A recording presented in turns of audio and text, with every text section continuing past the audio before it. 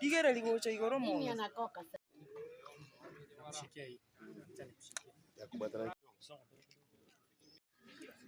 Mimi anakoka.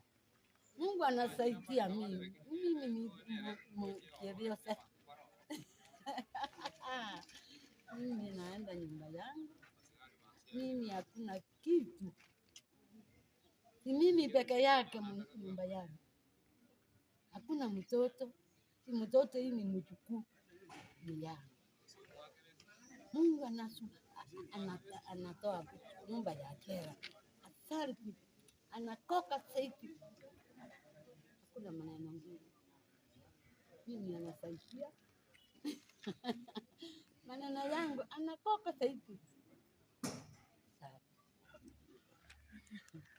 Labda unaambia nini? Asante. Mungu anakusaidia. Anaenda ni Mungu anapeleka wewe. Anakusaidia. Mungu anasaidia.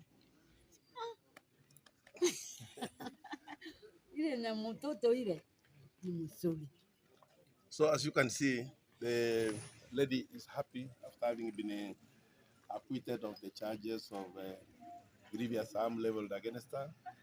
The court has today come out clear and said that there was no evidence at all against the accused person.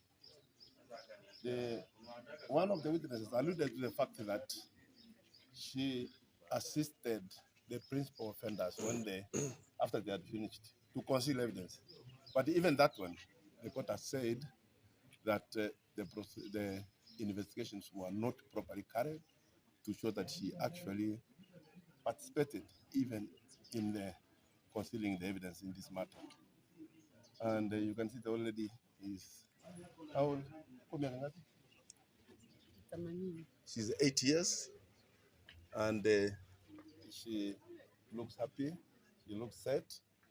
We are going to see how she's going to be integrated into society. But going forward, let the investigations be done on matters where it looks as if it is a public issue, so that we do not subject people like this one into public lynching, mob justice, and all that.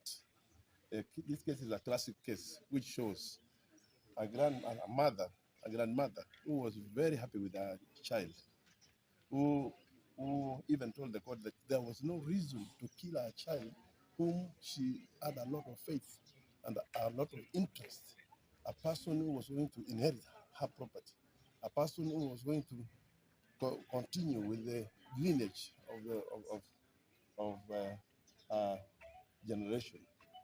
So I want to urge our people, let us not always go fast. Let us give the courts time to decide. It is the work of the court to decide who is guilty and who is not guilty.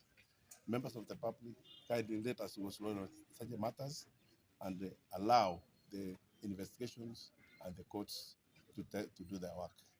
Otherwise, thank you so much.